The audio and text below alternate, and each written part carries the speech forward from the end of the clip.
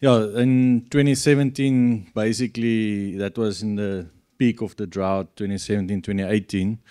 The city had a need for having a centralized system, computer-based centralized system, to really give them data-driven information to support. At that stage, a lot of people might have forgotten, but we had quite a severe drought, and we were planning towards day zero and all that. And obviously, for bulk water for the city, they need to manage the infrastructure. They need to consider, what is the different scenarios, what will happen if the reservoirs do reach that level. Luckily, we all know now that it never happened, and and it rained again and that.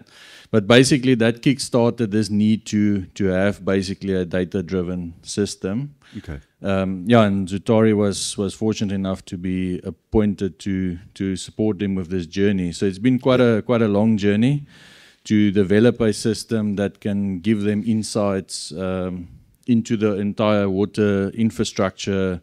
It is like you mentioned, it's complex distributed infrastructure with a lot of systems and silo data.